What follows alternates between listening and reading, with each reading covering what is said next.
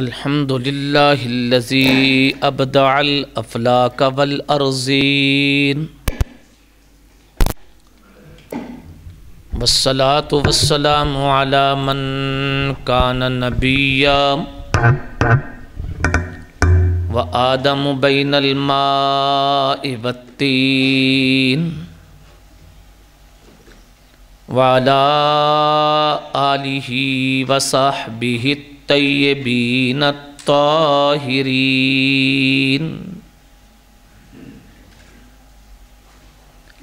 اما بعد فاعوذ باللہ من الشیطان الرجیم بسم اللہ الرحمن الرحیم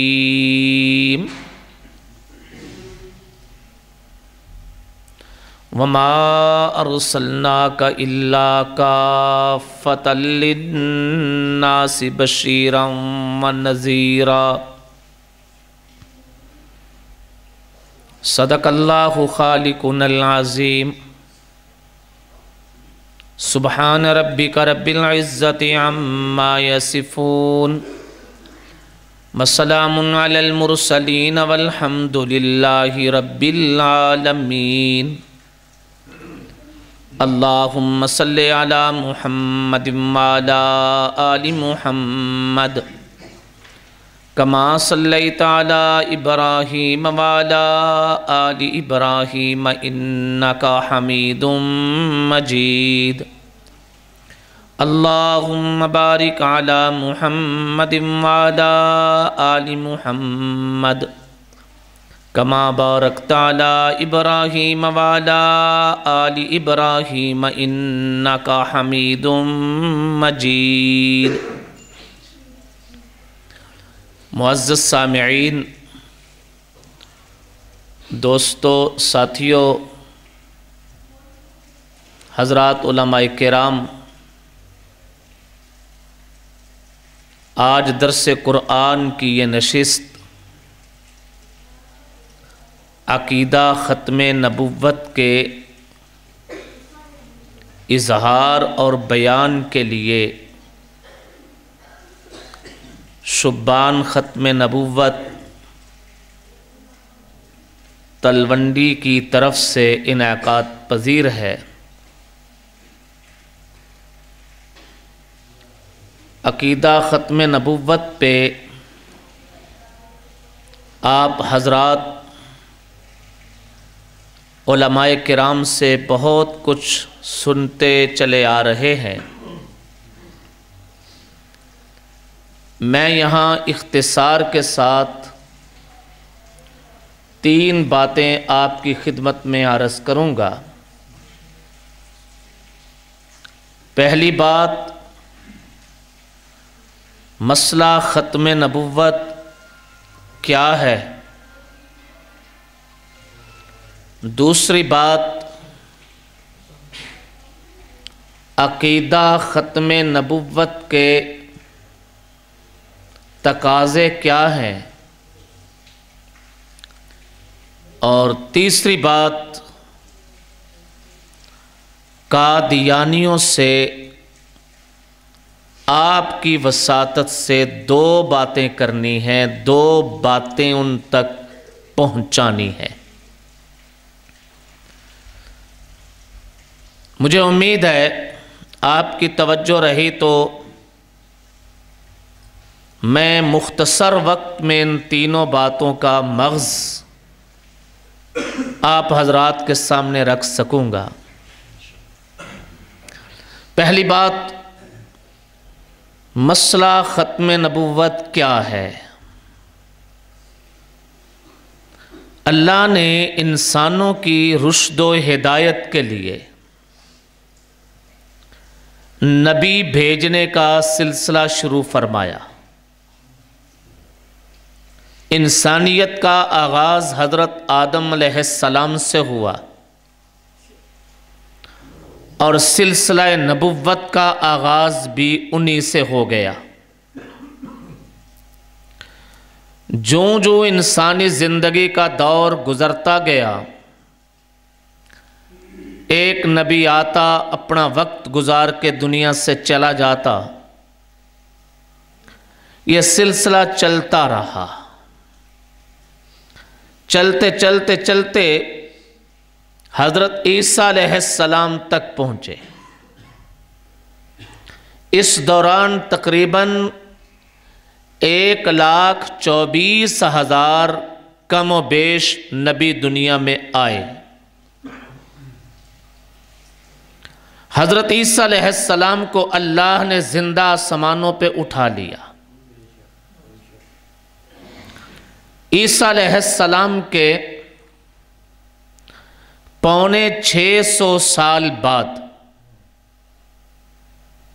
حضور نبی مکرم شفیع معظم حضور اکرم صلی اللہ علیہ وآلہ وسلم کی ولادت باسعادت ہوئی۔ آپ علیہ الصلاۃ والتسلیم کی تشریف آوری کے بعد سوال یہ ہے کہ وہ سلسلہ جو چلا آ رہا تھا بند ہو گیا، رک گیا، یا چلتا ہی رہا؟ رک جانے کو، مکمل ہو جانے کو ختم نبوت کہتے ہیں، کہ جو سلسلہ آدم علیہ السلام سے شروع ہوا تھا، حضور نبی کریم صلی اللہ علیہ وآلہ وسلم اس سلسلہ کے آخری نبی ہیں۔ آسان لفظوں میں اللہ نے نبی جتنی تعداد میں بھیجنے تھے اس تعداد کے آخری نبی حضور صلی اللہ علیہ وسلم ہیں۔ وہ گنتی، وہ تعداد پوری ہو گئی، اب کوئی نبی باقی نہیں رہ گیا کہ وہ پیدا ہوتا یا آنے والے وقتوں میں پیدا ہو۔ اس سوچ کو، اس نظریے کو، اس فکر کو مسئلہ ختم نبوت کہتے ہیں۔ اور اگر کسی شخص کا یہ نظریہ ہو کہ نہیں، جس طرح پہلے نبیوں کے بعد بھی نبی آتے رہے، ایسے ہی حضور نبی پاک صلی اللہ علیہ وسلم کے بعد بھی نبی آ سکتے ہیں، اس کو کہتے ہیں اجرائے نبوت۔ یہ اجرائے نبوت کا عقیدہ کفر ہے۔ جیسے توحید عین اسلام ہے، شرک کفر ہے، سنت روشن راستہ ہے، بدعت گمراہی ہے، ایمان دین ہے، کفر بھٹکنا ہے، گمراہی ہے، ایسے ہی ختم نبوت اسلام ہے اور اجرائے نبوت کفر ہے۔ اور آسان لفظوں میں یوں کہہ لیں، حضور نبی مکرم حضور اکرم صلی اللہ علیہ وآلہ وسلم کی ذات اقدس پہ آ کے سلسلہ نبوت پورا ہو گیا، ادھورا نہیں رہا۔ پہلے نبیوں کی نبوت پہ ادھورا تھا۔ حضرت ابراہیم علیہ السلام نبی تھے لیکن سلسلہ نبوت ادھورا تھا۔ حضرت موسیٰ علیہ السلام نبی تھے لیکن سلسلہ نبوت ادھورا تھا۔ حضرت داؤد علیہ السلام نبی تھے لیکن سلسلہ نبوت ادھورا تھا۔ حضرت عیسیٰ علیہ السلام نبی تھے، سلسلہ نبوت ادھورا تھا کہ ان کے بعد آنا ہے۔ جب ہمارے آقا حضور صلی اللہ علیہ وآلہ وسلم تشریف لے آئے، آپ اللہ کے نبی اور رسول تھے، آپ کی ذات پہ آ کے سلسلہ نبوت پورا ہو گیا۔ اب اگر کوئی آدمی کہے کہ نہیں اب بھی نبی آ سکتے ہیں پیدا ہو سکتے ہیں، تو دوسرے لفظوں میں وہ سلسلہ نبوت کو ابھی ادھورا مان رہا ہے، پورا نہیں۔ آقا علیہ السلام کی ذات اقدس پہ آن کے سلسلہ نبوت کیا ہو گیا؟ پورا ہو گیا، مکمل ہو گیا۔ اسے کہتے ہیں ختم نبوت۔ پھر ختم نبوت کے اہل علم نے مرتبے لکھے ہیں۔ ایک ہے ختم نبوت زمانی، ایک ہے ختم نبوت مکانی، ایک ہے ختم نبوت مرتبی۔ ختم نبوت زمانی کا مطلب ہے کہ اب تمام زمانوں کے لیے نبوت کا دروازہ مکمل ہو گیا۔ ختم نبوت مکانی، تمام جہانوں کے لیے نبوت کا دروازہ مکمل ہو گیا۔ ختم نبوت مرتبی کہ نبوت کے جتنے مرتبے تھے وہ سارے کے سارے پورے ہو گئے، ادھورا کوئی نہیں رہا۔ حضور نبی کریم صلی اللہ علیہ وسلم کی ذات اقدس پہ آن کے ختم نبوت زمانی، مکانی، رتبی یہ سارے پورے ہو گئے ہیں۔ یہ عقیدہ اتنا ضروری ہے، اتنا ضروری کہ اگر کوئی شخص یہ کہے کہ میں حضور نبی پاک صلی اللہ علیہ وآلہ وسلم کو اللہ کا نبی مانتا ہوں، رسول مانتا ہوں، آپ کی لائی ہوئی کتاب قرآن کو کتاب اللہ مانتا ہوں، آپ کے پیش کردہ پورے کے پورے دین کو اپنے لیے بہتر باعث نجات سمجھتا ہوں، لیکن اتنی بات ضرور کہتا ہوں کہ گنجائش اب بھی باقی ہے کہ کوئی نبی آ سکے، اب بھی، چاہے وہ 2000 سال بعد آئے، چاہے وہ 20,000 سال بعد آئے، چاہے وہ قیامت کے دن سے ایک دن پہلے آئے، صرف وہ گنجائش مانتا ہو۔ کیا مانتا ہو؟ گنجائش۔ اسے کہا جائے مسٹر قادیانی نبی، وہ کہتا ہے جھوٹا ہے، لعنتی ہے، وہ کوئی نبی نہیں۔ فلاں نبی ہے، وہ بھی کوئی نبی نہیں۔ سارے مدعیان نبوت پر لعنت بھیج دے، لیکن وہ کہے کہ ہاں آ سکتا ہے، گنجائش ہے۔ اس کا یہ جملہ کہ گنجائش ہے، یہ جتنا مرضی نمازیں پڑھتا رہے، کلمہ پڑھتا رہے، بندہ مسلمان نہیں ہے۔ امام اعظم امام ابو حنیفہ رحمہ اللہ تعالی کے سامنے پیغمبر پاک صلی اللہ علیہ وسلم کی ختم نبوت کا تذکرہ ہوا، اور کسی نے کہا حضرت اگر کوئی آدمی کہے کہ نبی علیہ السلام کے بعد کوئی نبی ہے، اس سے دلیل مانگ لیں، اس سے دلیل مانگ لیں۔ امام صاحب رحمۃ اللہ علیہ نے فتویٰ دیا اس سے دلیل مانگنا بھی کفر ہے، دلیل بھی نہیں مانگنی، کیونکہ دلیل مانگی جاتی ہے ایسے عمل کی جس کے ہو سکنے کی گنجائش ہو، جس کے ہو سکنے کی گنجائش ہو۔ میں یوں کہوں کہ میں آسمان پہ جا سکتا ہوں، آپ کہیں گے دلیل دو، اس کی دلیل مانگی جا سکتی ہے، اس کی دلیل مانگی جا سکتی، کیونکہ امکان کی دنیا میں ایسا ہو سکتا ہے، لیکن پیغمبر پاک صلی اللہ علیہ وسلم کے بعد کوئی نبی پیدا نہیں ہو سکتا۔ جو کوئی کہے کہ میں نبی کو مانتا ہوں، اس سے دلیل مانگنا بھی کفر ہے۔ یہ تو ہے مسئلہ ختم نبوت۔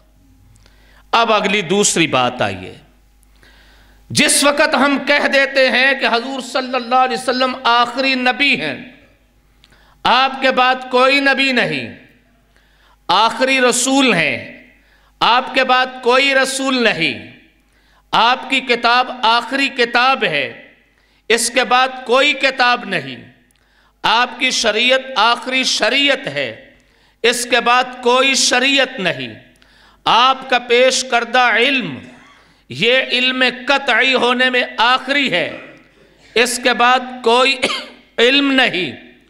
تو اتنا کہہ دینے سے ہماری ذمہ داری پوری نہیں ہوتی، بلکہ اتنا کہہ دینے کے بعد ہم پہ کچھ ذمہ داری آتی ہے۔ آپ کی ختم نبوت کا نعرہ لگا دینے کے بعد ذمہ داری پوری نہیں ہوئی، بلکہ ذمہ داری آتی ہے۔ جب ہم کہتے ہیں تاجدار ختم نبوت، ذمہ داری پوری نہیں ہوئی، بلکہ یہ نعرہ لگانے کے بعد ذمہ داری عائد ہوتی ہے، آ جاتی ہے۔ اس پہ غور کرنا ہے کہ اس کو پورا کرنے کے لیے ہم تیار ہیں کہ نہیں، آیا اسے ہم پورا کر رہے ہیں کہ نہیں، وہ کیا ذمہ داری ہے۔ علماء کرام نے بہت ساری ذمہ داریوں کا تذکرہ کیا، ان میں سے میں صرف 3 کا اظہار کرنے لگا ہوں۔ پہلی ذمہ داری امت کی یہ بنتی ہے کہ علوم نبوت کی حفاظت کرے، علوم نبوت کی حفاظت کرے، کیونکہ اب کوئی علم نہیں آنا، اور نبی پاک صلی اللہ علیہ وسلم کا جو دیا ہوا علم ہے یہی علم قیامت تک چلے گا، اس علم کی حفاظت کرے۔ سابقہ امتوں میں یوں ہوتا تھا کہ پیغمبر دنیا سے چلے گئے، بعد میں قوم نے اس نبی کا دیا ہوا علم بھلا دیا، گم کر دیا، تحریف کر دی، تو اللہ پاک اور نبی بھیج دیتے تھے، کمی پوری ہو جاتی تھی۔ لیکن حضور نبی کریم صلی اللہ علیہ وسلم کے بعد اب نبی آنا کوئی نہیں، تو آپ علیہ السلام کا علم ہی آخری علم ہے، آپ کا دی ہوئی تعلیم ہی انسانیت کا صحیفہ نجات ہے، تو اس علم کی حفاظت فرشتوں پہ نہیں ہے، اس علم کی حفاظت سابقہ امتوں پہ نہیں ہے، نبی اب آئے گا نہیں، تو علوم نبوت کی حفاظت اس امت کے اوپر آ گئی ہے۔ دوسری چیز، علوم نبوت کی حفاظت کے ساتھ ساتھ افعال نبوت اور اعمال نبوت کی حفاظت بھی اس امت کے ذمہ ہے۔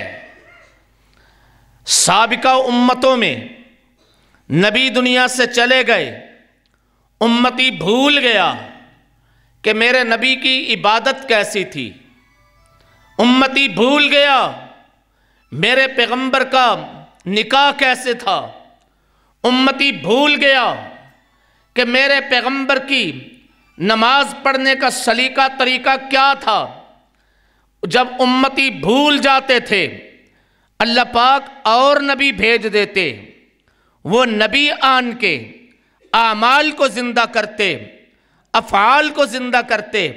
لیکن آج خدا نخواستہ امتی بھول جائے میرے نبی کی نماز کیسی تھی، امتی بھول جائے میرے پیغمبر علیہ السلام کا حج کرنا کیسا تھا، امتی بھول جائے پیغمبر علیہ السلام کا رکوع سجدہ کیسا تھا، امتی بھول جائے نبی پاک صلی اللہ علیہ وسلم کی طرز زندگی کیسا تھا، امتی بھول جائے حضور صلی اللہ علیہ وسلم نے نکاح کیسے کیے، تو اب نیا نبی آئے گا نہیں جو آ کے تجدید کرے، تو ان اعمال کو، ان افعال کو زندہ رکھنا ہے، قیامت تک کے لیے رکھنا ہے، تو یہ ذمہ داری فرشتوں پہ نہیں، کس پہ آئی؟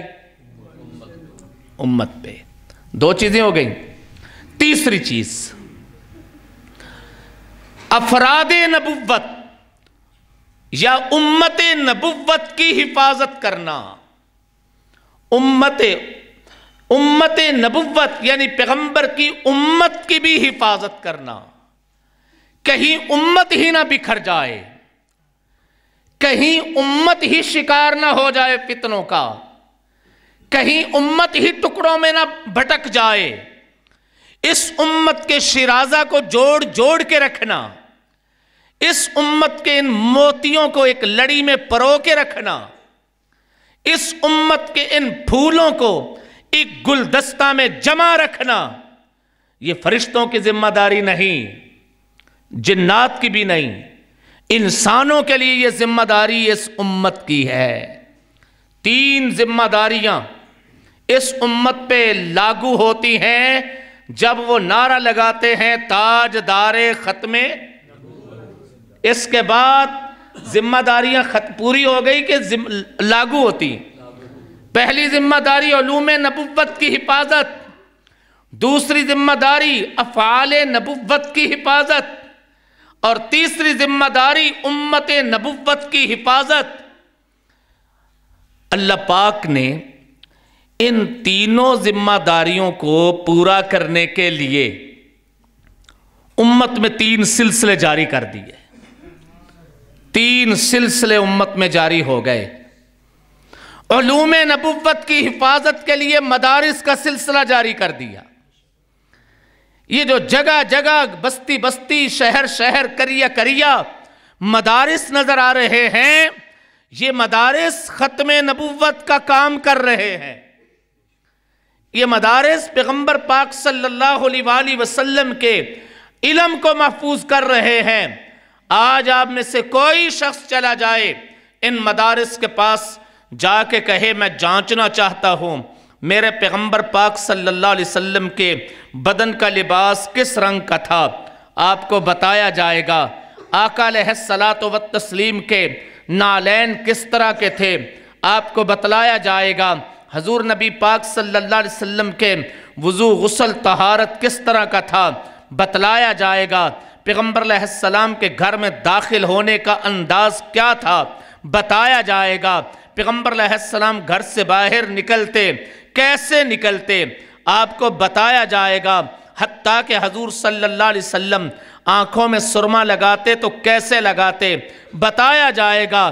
آپ آقا علیہ السلام سر مبارک میں تیل لگاتے کیسے لگاتے، کنگھی کرتے تو کیسے کرتے، حضور صلی اللہ علیہ وسلم مسواک کرتے تو کیسے کرتے، حضور صلی اللہ علیہ وآلہ وسلم کا رکوع کیسا، سجدہ کیسا تھا، تشہد کیسا، التحیات کیسا، سفر کیسا، حضر کیسا، آپ علیہ السلام کا مسکرانا کیسا، غم کی کیفیت کیسی۔ غرض کے حضور صلی اللہ علیہ وسلم کے بیت الخلاء سے لے کے بیت اللہ شریف تک ساری زندگی، آپ علیہ السلام کے فرش سے لے کے عرش تک ساری زندگی کوئی پوچھے تو صحیح، وہ سارے کا سارا محفوظ ہے الحمدللہ تعالی، سینوں میں محفوظ ہے۔ پیغمبر پاک صلی اللہ علیہ وسلم کے تمام علوم جو امت کو دیے گئے وہ آج محفوظ ہیں۔ یہ ختم نبوت کا کام مدارس کی 4 دیواری کے اندر ہو رہا ہے، تقاضا ہے یہ ختم نبوت کا۔ دوسرا اللہ نے سلسلہ جاری کیا افعال نبوت کی حفاظت کے لیے۔ پیغمبر پاک صلی اللہ علیہ وسلم کی سیرت طیبہ کا عملی گلدستہ، الحمدللہ تعالی امت میں ایسے افراد ہر دور میں رہے ہیں جو کہا کرتے تھے کتاب کھول لو اور ہماری زندگی دیکھو۔ دارالعلوم دیوبند کے شیخ الحدیث علامہ انور شاہ کشمیری رحمہ اللہ تعالی درس حدیث دیا کرتے تھے، شمائل ترمذی کا درس دے رہے ہیں، نبی پاک صلی اللہ علیہ وسلم کے چال کا باب آ گیا، باب فی مشیت رسول اللہ صلی اللہ علیہ وسلم، کہ حضور صلی اللہ علیہ وسلم چلتے کیسے تھے۔ علامہ انور شاہ کشمیری رحمۃ اللہ علیہ جوش میں آئے اور فرمانے لگے طلباء کرام جو کتاب میں پڑھ رہے ہیں یہ علم ہے، علم محفوظ ہو گیا۔ امام ترمذی نے روایت جمع کر دی، پوری سند کے ساتھ جمع کر دی، پورے الفاظ کے ساتھ جمع کر دی، لیکن عمل کیا ہے؟ فرماتے ہیں کہ آج تم نماز عصر کے بعد ترمذی ساتھ لیتے آنا، کتابیں کھول کے دارالعلوم کے گراؤنڈ میں آنا، تمہیں انور شاہ کشمیری چل کے دکھائے گا پیغمبر کی چال کیسی تھی۔ طلباء کرام کتابیں لے کے آگئے، کتاب کھلی ہوئی ہے باب فی مشیت رسول اللہ صلی اللہ علیہ وسلم، اور پڑھنے والا عبارت پڑھ رہا ہے وَبِهِ قَالَ حَدَّثَنَا، عبارت پڑھتے پڑھتے پیغمبر علیہ السلام کی چال کا تذکرہ، پورے دارالعلوم طلباء جوش میں کہ جو علم تھا وہ عمل کہاں ہے۔ علامہ انور شاہ کشمیری رحمت اللہ تعالی علیہ اس انداز سے چل چل چل کے دکھا رہے ہیں۔ اللہ نے اس امت کے اوپر ذمہ داری لگائی ہے کہ افعال نبوت کی بھی حفاظت کرنی ہے۔ حدیث کی کتابوں میں ایک سلسلہ آتا ہے جہاں راوی اس کیفیت کو بھی نقل کرتا ہے جس کیفیت میں پیغمبر نے بولے۔ مثال کے طور پہ کوئی حدیث بیان کرتے وقت حضور صلی اللہ علیہ وسلم مسکرائے، آج وہ مسکرانے کا علم ہمیں آ گیا، روایت آ گئی، سند کے ساتھ آ گئی، لیکن مسکرائے کیسے، مسکرانا کیسے ہے؟ آج کا محدث اسے بھی بیان کرتا ہے کہ حضور صلی اللہ علیہ وسلم یہ بات کرتے وقت مسکرائے، اگرچہ اس دن محدث کا جوان بیٹا فوت ہوا ہو، غم کی کیفیت ہے، لیکن نبی کی ادا کو بیان کرنے کے لیے وہ مسکرایا۔ اور اگر حضور صلی اللہ علیہ وسلم گفتگو کرتے وقت کسی وقت آنکھوں میں آنسو آئے تو آج وہ محدث حدیث بیان کرتے وقت آنکھوں میں آنسو آتے ہیں۔ افعال نبوت کی پوری پوری حفاظت۔ حضرت عبداللہ بن عمر رضی اللہ تعالی عنہ ایک قافلہ کے ہمراہ شہر مدینہ سے شہر مکہ جا رہے ہیں۔ چلتے چلتے چلتے ایک مقام پہ قافلے والوں سے کہا رکو، قافلے والے رک گئے۔ حضرت عبداللہ بن عمر نے کہا ذرا میرا انتظار کرو، ایک جھاڑی میں چلے گئے، تھوڑی دیر کے بعد واپس آ گئے۔ سائلین نے سوال کیا حیرت سے کہ حضرت یہ کیا عمل کیا آپ نے، کوئی قضائے حاجت تھی؟ فرمانے لگے حقیقت یہ ہے کہ کوئی قضائے حاجت نہ تھی، لیکن پیغمبر پاک صلی اللہ علیہ وآلہ وسلم کے ہمراہ ایک بار سفر کیا، ان جھاڑیوں کے پاس جب ہم گزرے تھے تو حضور صلی اللہ علیہ وسلم ان جھاڑیوں میں گئے تھے، نبی گئے تو ہم بھی جا رہے ہیں۔ یہ ہے افعال نبوت کی پوری حفاظت، اور اس میں امت کو کبھی شبہ نہیں لگا کیونکہ ختم نبوت کا یہ تقاضا ہے، اور اللہ نے یہ سلسلہ پورا کرنے کے لیے، یہ حق پورا کرنے کے لیے ایک اور سلسلہ جاری فرمایا جسے میں کہا کرتا ہوں خانگاہی سلسلہ۔ اللہ والوں کی مجالس، اللہ والوں کی محافل، اللہ والوں کی خانگاہیں جو عمل سکھاتی ہیں، پیغمبر پاک صلی اللہ علیہ وسلم کے اخلاق سکھاتی ہیں، کردار سکھاتی ہیں، اور وہ سلسلہ انشاءاللہ قیامت تک جاری و ساری رہے گا۔ اور تیسری چیز امت نبوت کی حفاظت، اور یہ بھی ضروری ہے۔ حضور نبی کریم صلی اللہ علیہ وسلم کی رحلت کے بعد امت کو بہت سارے مسائل کا سامنا کرنا پڑا۔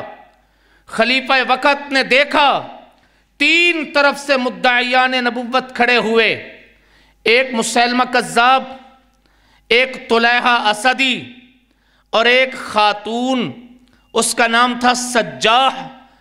یہ 3 طرف سے آدمی کھڑے ہو گئے، انہوں نے کہا ہم نبی ہیں۔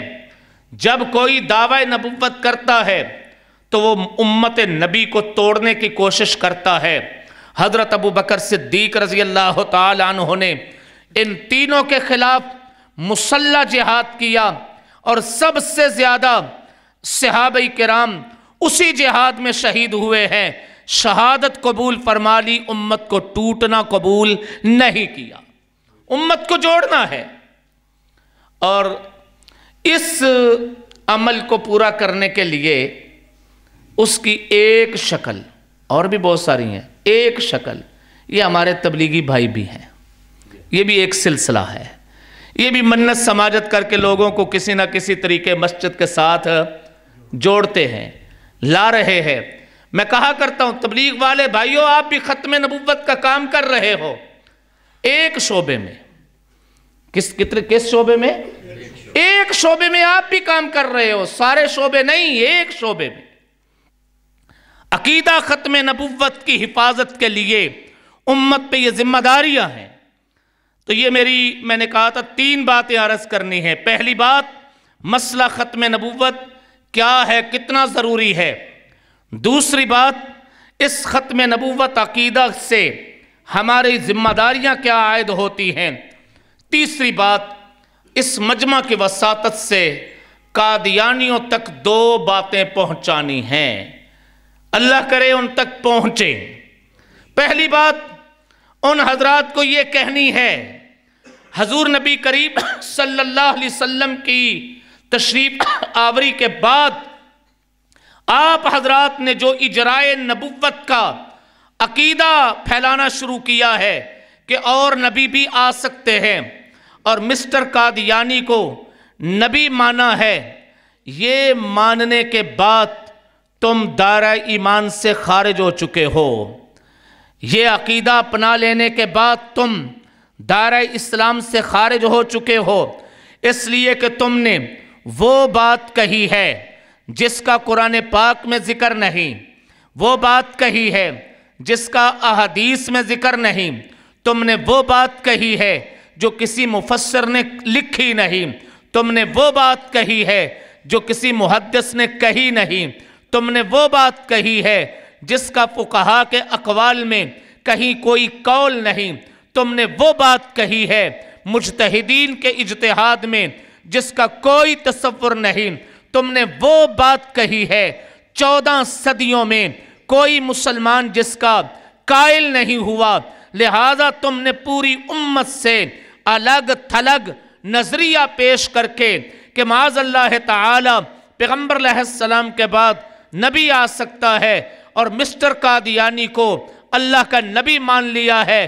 مسٹر قادیانی کو اللہ کا نبی مان کے تم قرآن کے بھی منکر بنے، حدیث کے بھی منکر بنے، فقہائے امت کے اقوال کے بھی منکر بنے، قرآن کی تفسیر کے بھی امت بنے، حدیث کی تشریح کے بھی امت بنے، مجتہدین امت کے اجتہاد کے بھی منکر بنے، اور اجماع امت کے بھی منکر بنے۔ تم منکر بن کے دائرہ ایمان سے نکل چکے ہو، خارج ہو چکے ہو، دور دور بھی اب اسلام کے ساتھ تمہارا تعلق نہیں ہے۔ لیکن ہم تلونڈی کی اس جامع مسجد صفہ سے تمہیں پیغام دینا چاہتے ہیں کہ مسٹر قادیانی کا نظریہ پوری دنیا سے، دنیا کے مسلمانوں سے ہٹا ہوا ہے، پوری دنیا کے مسلمانوں سے کٹا ہوا ہے، لہذا تم مسٹر قادیانی پہ لعنت کے توق اس کی گردن میں پہنا کے، لعنت بھیج کے، اس کی امت سے نکل کے دوبارہ پیغمبر علیہ السلام کی امت میں آ جاؤ، امت کا حصہ بنو، امت کا دھارا بنو، ہماری صفوں میں آؤ تو تم ہمارے بھائی بن جاؤ گے۔ ہم انہیں دعوت ایمان دیتے ہیں، ہم انہیں دعوت اسلام دیتے ہیں، دینی چاہیے کہ نہیں جی؟ ہم ان کو یہ فکر دلاتے ہیں کہ تم نے جو راستہ چنا ہے وہ راستہ غلطی کا ہے، اب بھی واپسی آ جاؤ، واپسی کا راستہ ہے۔ کوئی آدمی اس گاؤں کا کہیں جاتے ہوئے راستہ بھول جائے تو کیا خیال ہے آپ ہمدردی کے جذبے سے اس بھٹکے ہوئے آدمی کو سیدھا راستہ دکھاؤ گے کہ نہیں؟ وہ آتے ہی جا رہا ہے۔ بعض آدمی تو یہاں تک اس کے پیچھے جاتے ہیں کہ یہ جا رہا ہے، پگلا ہے، میں اس کے پیچھے جاؤں، اسے بار بار سمجھاؤں کہ تو جس راستے پہ چل پڑا ہے وہ آگے سمندر ہے جس کا کنارہ کوئی نہیں، وہ آگے آگ کی کھائی ہے جہاں جلنا ہی جلنا ہے، وہ آگے ضلالت ہے، گمراہی ہے، جہالت ہے، واپس چلا آ، واپس چلا آ۔ اسے واپس لانے کی ہر طرح کوشش کی جاتی ہے، اسے صحیح راستہ نقشوں سے سمجھایا جاتا ہے، پوری یادداشتوں سے سمجھایا جاتا ہے۔ اگر تلونڈی کا کوئی قادیانی خدا نخواستہ وہ قادیان مسلمانوں سے نکلا ہے تو ہم اسے کہیں گے وہ اسی کنبے قبیلے اور برادری کا تھا، فرض کیجئے میں راجپوت برادری سے ہوں، وہ راجپوت برادری سے نکلا ہے، کوئی جٹ برادری سے ہے، وہ جٹ برادری سے نکلا ہے، کوئی بٹ برادری سے ہے، وہ بٹ برادری سے نکلا ہے، میں برادری کی سطح پہ دل میں درد رکھتے ہوئے میری برادری کا بندہ غلط راستے پہ چلا گیا ہے، اسے دعوت فکر دیتا ہوں، واپس چلا آ، یہ راستہ گمراہی کا راستہ ہے، یہ راستہ جہنم کا راستہ ہے۔ مسٹر قادیانی گمراہوں کا امام تھا، امت کا امام نہیں تھا۔ مسٹر قادیانی امت کا خیر خواہ نہیں، امت کا بدخواہ تھا۔ امت کے خیر خواہ صرف اور صرف محمد الرسول اللہ صلی اللہ علیہ وآلہ وسلم ہے، لہذا قادیانی کے راستے کو چھوڑ کے واپس آ جا، واپس آ جا، واپس آ جا۔ یہ واپس آنے کی دعوت ہمیں دینی چاہیے کہ نہیں؟ اور انہیں آ جانا چاہیے، انہیں واپس آ جانا چاہیے۔ میں نے بہت سارے مقامات پہ کہا کہ وہ واپس آئیں، آ کے میرے محبوب آقا کا کلمہ پڑھیں، مسٹر قادیانی پہ لعنت بھیجیں، حضور صلی اللہ علیہ وسلم کی ختم نبوت کو دل و جان سے اپنا ایمان بنائیں، اوڑھنا بچھونا بنائیں، تو وہ ہمارے بھائی ہیں، وہ ہمارے بھائی ہیں، وہ ہماری صفوں میں کھڑے ہو جائیں، وہ ہمارے کنبے قبیلے برادری کے ہو جائیں گے۔ لیکن اگر قادیانیوں کو یہ راستہ قبول نہیں، اور میں جو یہ دعوت دے رہا ہوں، یہ میسج دے رہا ہوں، یہ کوئی میری اپنی اختراع نہیں ہوتا ہے نا کہ اپنا آئیڈیا ہوتا ہے، یہ میرا اپنا آئیڈیا نہیں، ہمارے اکابرین کا آئیڈیا ہے۔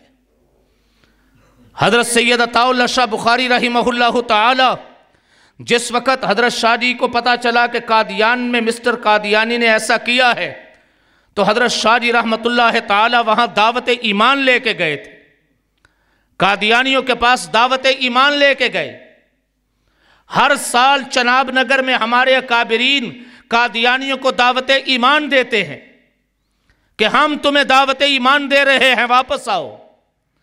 اور اگر پیچھے چلے جائیں تو حضرت ابو بکر صدیق رضی اللہ تعالی عنہ انہوں نے دعوت ایمان دی۔ اسی دعوت ایمان کا نتیجہ تھا طلحہ اسدی مدعی نبوت تھا، وہ مسلمان ہو گیا۔ سجا نامی بی بی بھاگ گئی تھی، حضرت عمر فاروق رضی اللہ تعالیٰ عنہ کے دور خلافت میں واپس آئی، وہ مدعی نبوت تھی، اسے دعوت ایمان اس تک پہنچی، مسلمان ہو گئی، واپس آ گئی۔ تو دعوت ایمان دینے کا عمل ہمارے اکابرین کا ہے۔ ہم دعوت ایمان دیتے ہیں قادیانیوں کو، قادیانیوں واپس آ جاؤ، ہم بڑے نرم دل ہیں، واپس آ جاؤ۔ ہم دنیا جہان کے سارے کافروں کو دعوت ایمان دیتے ہیں، تو تمہیں کیوں نہ دیں؟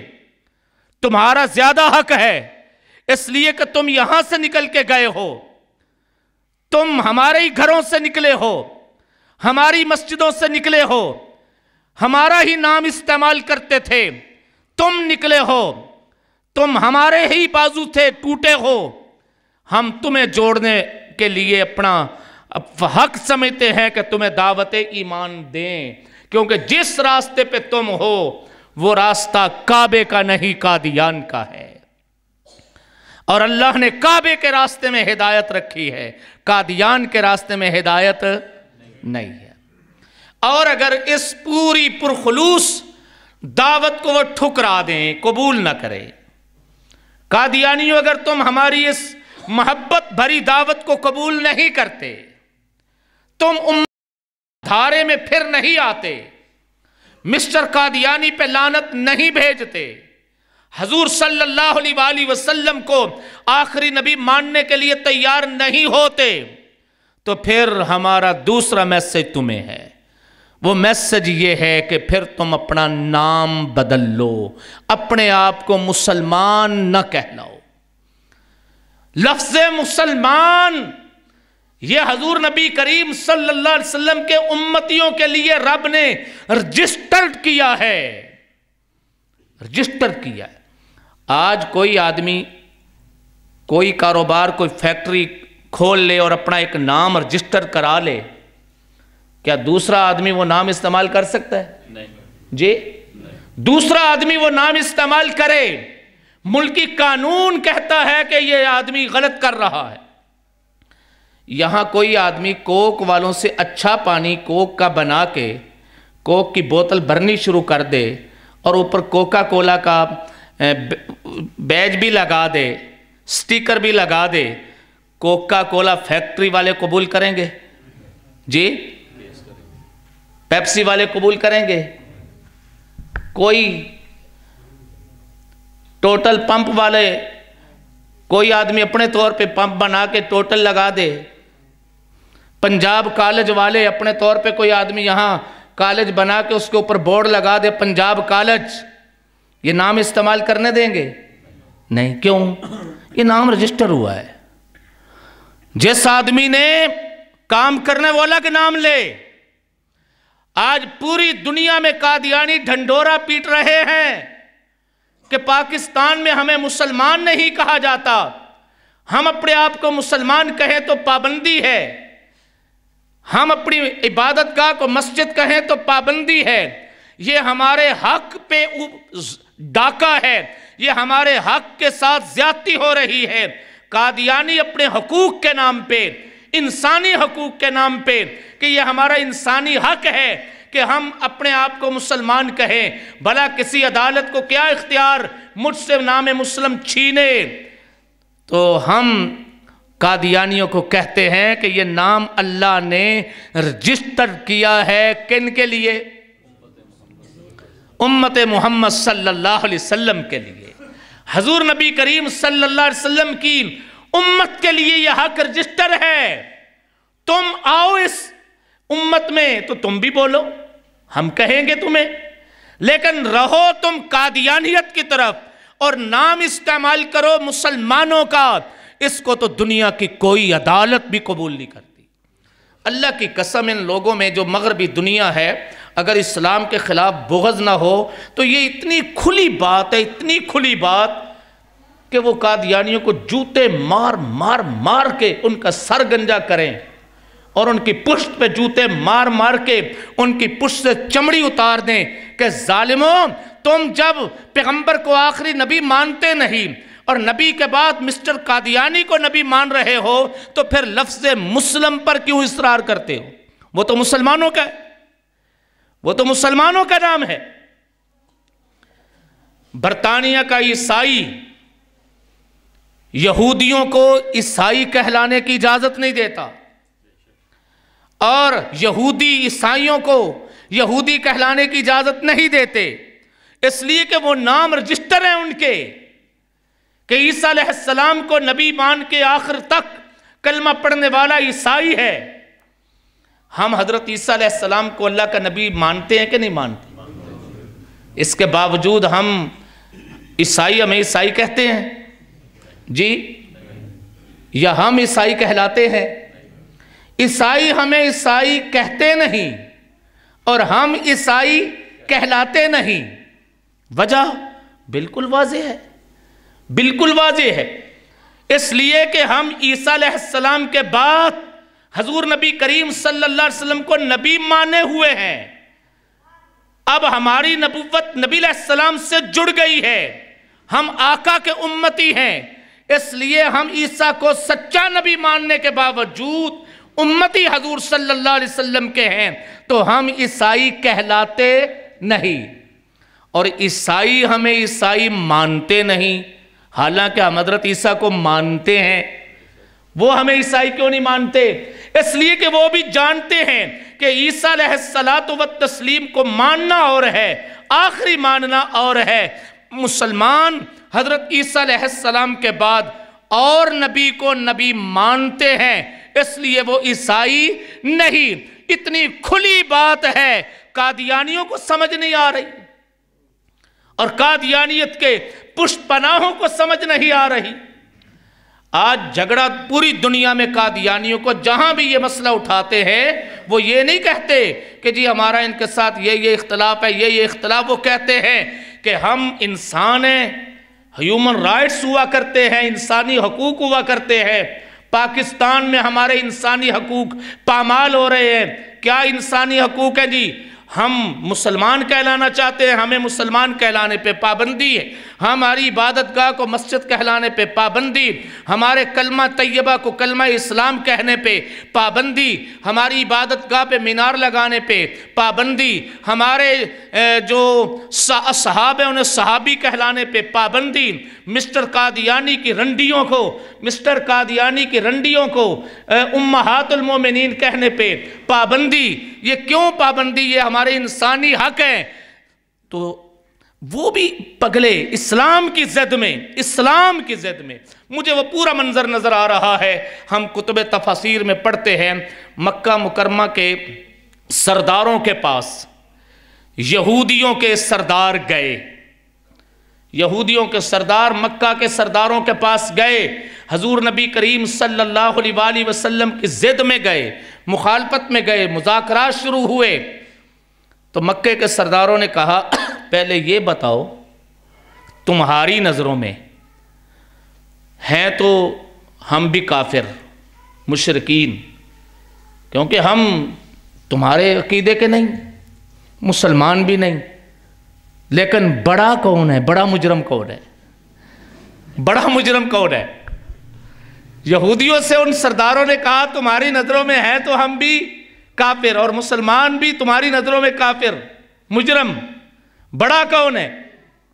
یہودی سردار سمجھتے تھے کہ بڑے مجرم تو یہ مکے والے سردار ہیں، اور نبی کریم صلی اللہ علیہ وسلم تو سچے اللہ کے نبی ہیں، ان کی کتابوں میں بھی لکھا ہوا ہے، سب کچھ ہے۔ لیکن مسلمانوں کی زد میں کعب بن اشرف نے یہ کہہ دیا تھا معاذ اللہ تعالیٰ تم صحیح راستے پہ ہو، محمد اور ان کے حواری بھٹکے ہوئے ہیں، وہ زد پہ تھے۔ آج یہ سارے مغربی یورپین ممالک ابو جہل کی زد پہ آئے ہوئے ہیں، یعنی ابو جہل جیسی زد ان کے اندر آ گئی ہے، اور کعب بن اشرف یہودی جیسی زد ان کے اندر آئی ہوئی ہے۔ ورنہ تو بڑی کھلی سی بات تھی، قادیانی اگر دائرہ ایمان میں نہیں آ رہے تو پھر اپنا نام بدل لے، اپنا کیا کر لیں؟ ایک پوری دنیا میں یہ شوشہ اور بھی اڑاتے ہیں، اور جس کے لیے ہمارے کچھ لبرل قسم کے دیسی لبرل بھی شامل ہو جاتے ہیں۔ وہ کیا کہ کسی کے اسلام کا فیصلہ یہ قومی اسمبلی نہیں کیا کرتی، قومی اسمبلی کسی کو مسلمان کافر نہیں کیا کرتی، لہذا پاکستان کی قومی اسمبلی نے قادیانیوں کو کافر بنایا ہے۔ یہ اسمبلی کا فیصلہ، اسمبلیوں کے یہ کام نہیں ہے۔ ارے پگلو، اسمبلیاں واقعی نہیں بنایا کرتی ہیں، لیکن اسمبلیاں کسی کی حیثیت تو متعین کرتی ہیں، اسمبلیاں حیثیت تو متعین کرتی ہیں کہ لفظ مسلم پہ حق کس کا ہے، مسلمان کہلانے کا حق کس کا ہے۔ 7 ستمبر 1974 کی تاریخ میں پاکستان کی قومی اسمبلی نے یہی واضح کیا تھا کہ محمد الرسول اللہ صلی اللہ علیہ وسلم کی نبوت کو ماننے والے، آقا علیہ السلام کو آخری نبی ماننے والے وہ مسلم ہیں، وہ مسلمان ہیں، اور مسٹر قادیانی اور اس کے پیروکار وہ الگ سے اپنا راستہ بنا چکے ہیں، لہذا آج کے بعد وہ نان مسلم ہیں، انہیں مسلمان کہلانے کا کوئی حق نہیں۔ تو ہماری قادیانیوں سے جو کشمکش چل رہی ہے وہ یہی چل رہی ہے کہ وہ خنزیر کا گوشت بیچنا چاہتے ہیں بکری کا لیبل لگا کے، خنزیر کا گوشت کیا بیچنا چاہتے ہیں؟ بکری کا لیبل لگا کے، اور یہ کسی بھی دانشور کو قبول بالکل قبول نہیں۔ کیا خیال ہے کہ یہاں کوئی آدمی خنزیر کا گوشت لے آئے اور کہے کہ میرا انسانی حق ہے، میں جو مرضی نام لکھوں، میں جو مرضی نام لکھوں؟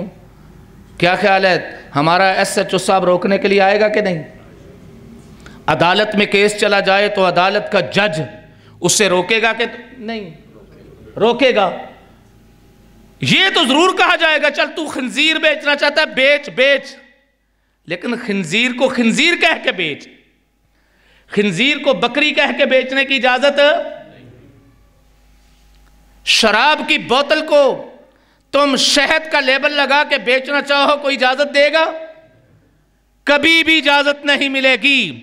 कादियानियों से इस वक्त बैनुल अक़वामी सतह पे जो झगड़ा है वो नाम के इस्तेमाल का है कि लफ्ज़ मुस्लिम पे हक किसका है, मुहम्मदुर रसूलुल्लाह सल्लल्लाहु अलैहि वसल्लम के पैरोकारों का है या मिस्टर कादियानियत के पैरोकारों का।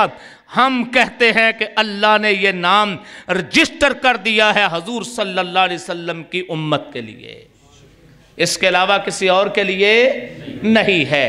तो कादियानियों से दो बातें आपकी वसातत से।